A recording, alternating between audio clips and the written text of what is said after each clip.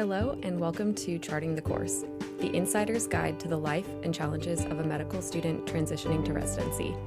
I'm Alyssa, your host and fellow journeyer on this path of medicine. As a fourth-year medical student, I'm right in the thick of it, just like many of you. Each episode will dive into the real, the raw, and the rewarding aspects of this journey. From virtual interviews to our first days as residents, we'll explore what it means to pursue a career in medicine. So grab your stethoscopes, a cup of coffee, and join me as we navigate this exciting, challenging, and life-changing world together. Hey everyone. With the holidays in full swing, there's a question I'm asked every year around this time, and that is, how is med school going? Well-meaning friends and family are just curious how med school is going, and they often want a short, sweet, explanation of how things are going. But what I find really difficult about this question is it's hard to encapsulate the experience of medical school into something that's short, sweet, and positive.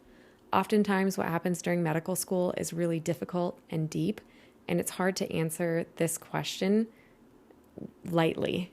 And it's also difficult because so much happens during medical school. Like, you have so many different experiences that it's really hard to just portray that to somebody. So I feel like my responses never do justice to my experience. And then that often makes me feel bad. And sometimes if I answer things negatively, that makes the other person feel bad, or it makes them feel like they shouldn't ask any more questions, or they should change the subject, or, whatever. So the last couple of years, I've learned how to navigate this question a little bit better. I'm not saying I'm a pro, but I'm navigating it a little bit better. And that is for a number of reasons that I'm going to share today.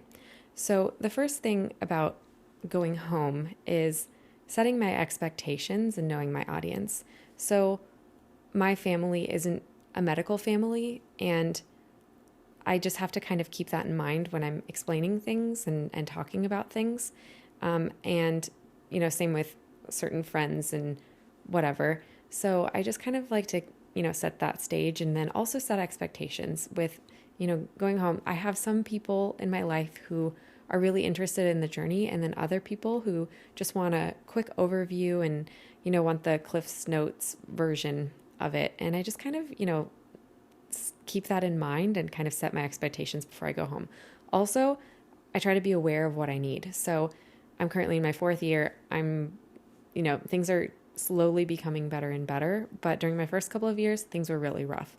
And at that time, I really needed support, and I didn't know how to clearly convey that to others. I needed emotional support, sort of, because it was just a lot of difficult things that were going on in my life and in medical school. But now things are different. And I think that, just kind of setting my expectations for going home has been really helpful. And that helps me to outline how I would respond to this question when people ask. I also have noticed that just being honest and brief can be really helpful. So for instance, I'm in my fourth year of medical school. I've been going on audition rotations. So something I could say would be like, yeah, medical school has been good. I have been going on audition rotations for the last number of months. It's been a lot of traveling and a lot of stress with that and interviews, but I've learned a lot about the programs that I'm interested in going to, and I'm really looking forward to joining this field that I'm auditioning in. And I've gotten to learn XYZ procedures or things, and yeah, I'm just really excited to find out how the match goes. So I think something like that that's honest and brief but ends on something positive, like I'm excited about the match, rather than I'm dreading the match and I'm so afraid I'm not going to match, which is 1000% the case for me, but just kind of ending on something positive, I think, is usually more well received. I also think talking about non-academic interests is also an easy one, especially if you're in a particularly difficult phase of medical school. If somebody asks how med school is going, you could say it's really hard, but I've made some really amazing friends and we're all just kind of getting through it together, and it's been a really cool experience. So something like that. Also, somehow in your response, like showing gratitude is also something that can make not only you feel good, but also the other person. So I'm really grateful that, a lot of the patients that I'm currently working with have given me the opportunity to work with them.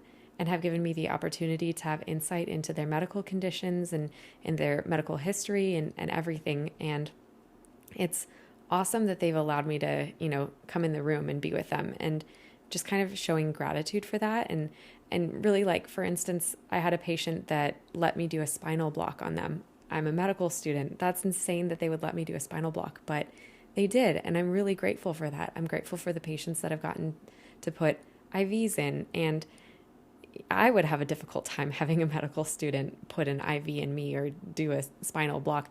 So I think expressing gratitude is really great, because it just kind of makes you feel good and it makes the other person feel good. And that is kind of a good situation for people asking how med school goes, because I, for instance, want to be asked about how med school is going, because it's a huge part of my life. And usually in conversations, I like to keep the conversation on the other person and I like to talk about them. But, it's a thing that's in my life. And if somebody's going to ask a question, I would like it to be about medical school or about my family or about my husband or my dog, like those sorts of things. So just, having something that makes me feel good in a response is a good thing. So those are some things that have helped me. Another thing, of course, is to just, you can always just change the subject, like be brief and then just switch it back to them. Like, how are you doing? How is work going? Or, like you can give your brief answer and then like put the conversation right back on them, because if you don't want to talk about it, that's totally fine. And you don't have to, but you can have like a canned response, and that's okay. Like, yeah, you can totally have a canned response, and then things can be well received and you can move on. And that will just make things a lot better. I found the hardest times for me when people ask how med school is going is when they ask it in front of a like fairly large group of people and they're all listening. And suddenly I'm supposed to come up with this like nice response to this question when like inside I'm really frustrated about the exams that I have coming up and like doing all of the millions of things I need to do and da da da da. So anyway, that's my experience with this question and the holidays and everything. I don't know if anyone else has struggled with this question, but I hope that this can be helpful. And if you have anything that you found to be particularly helpful in answering this question, please let me know. And until then, I will see you in the next episode, and take care.